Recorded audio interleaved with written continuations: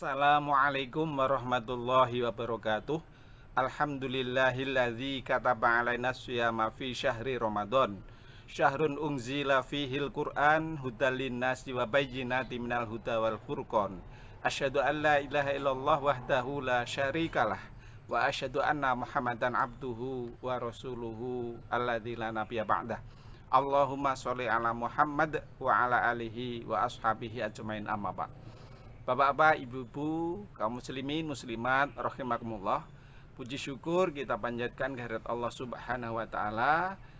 Kali ini kita bertemu kembali di kajian singkat di bulan Ramadan ini.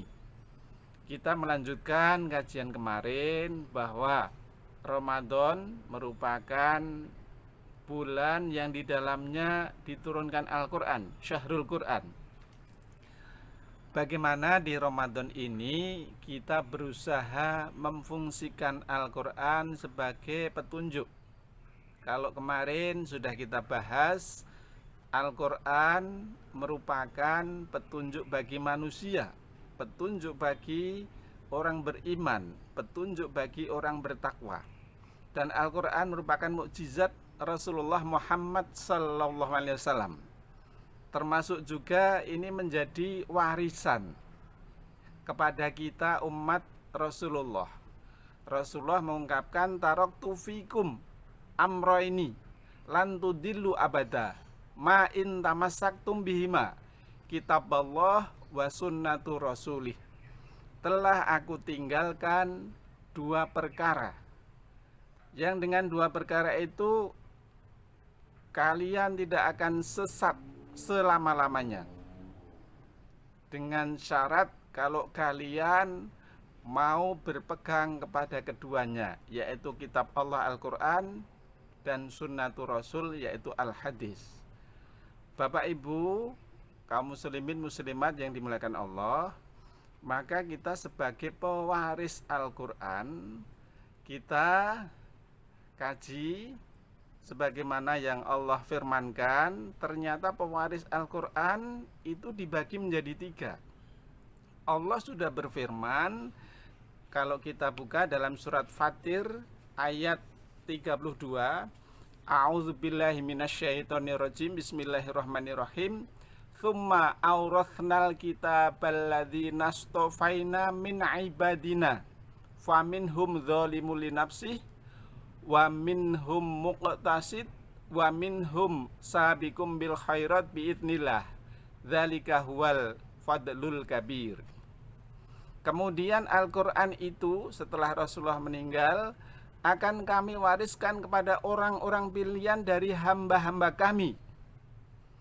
Dari hamba pilihan pewaris Quran itu ternyata Allah ungkapkan menjadi tiga kelompok. Faminhum dzalimul linafsih, itu yang pertama. Yang kedua, waminhum muqtasid, itu yang kedua.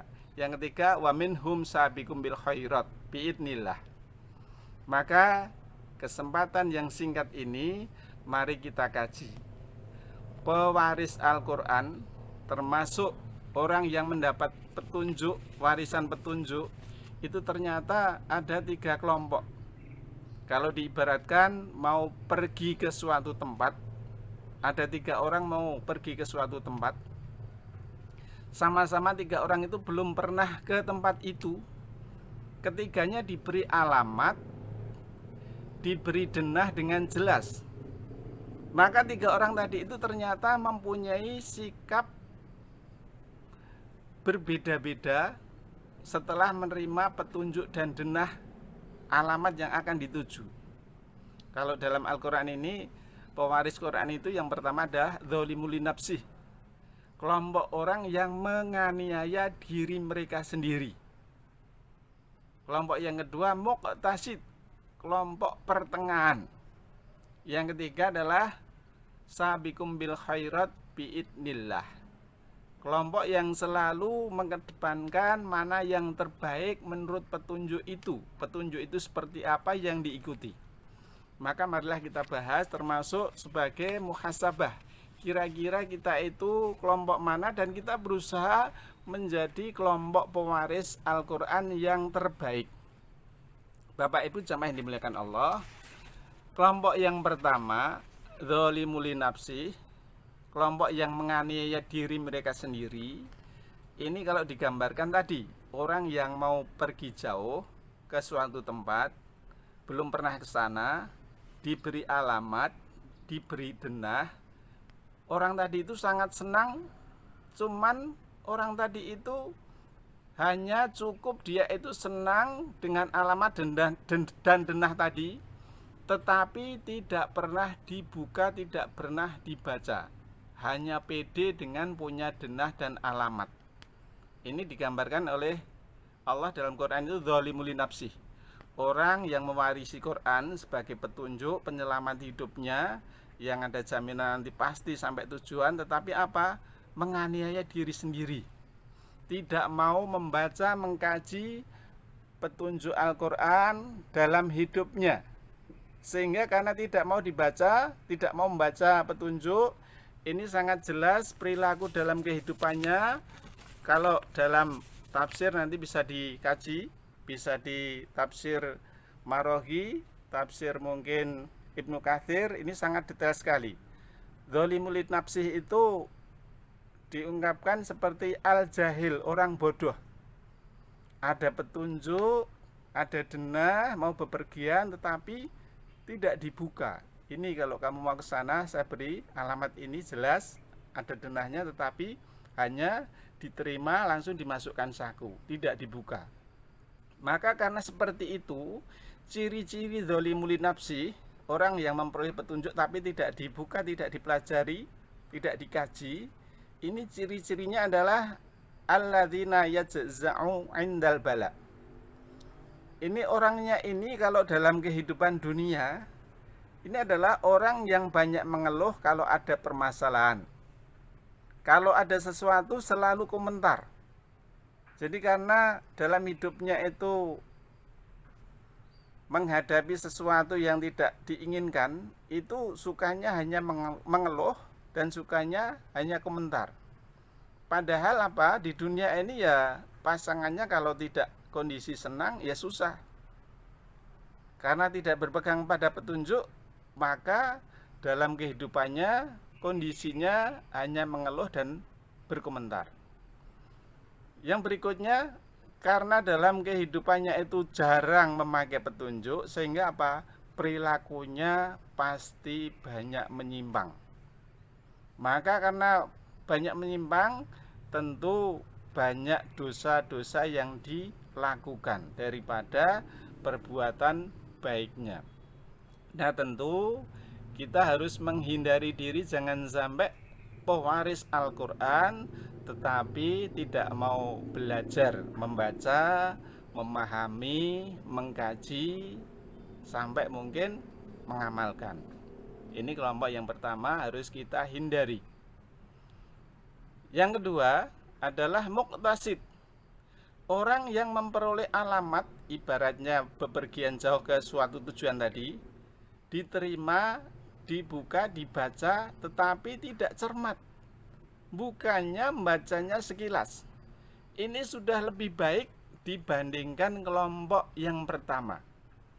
Kalau dalam ungkapan tafsir, al-muqtasid ini al-muta'alim, orang yang mau belajar tetapi belajarnya tidak maksimal. Ini sudah mending. Dalam kehidupan dunianya ternyata apa? Dalam menghadapi keadaan dunia itu as-sabir alal bala. Ini bisa sabar apabila ada permasalahan, kesulitan. Bisa lebih mengekang hawa nafsu untuk meraih kebaikan.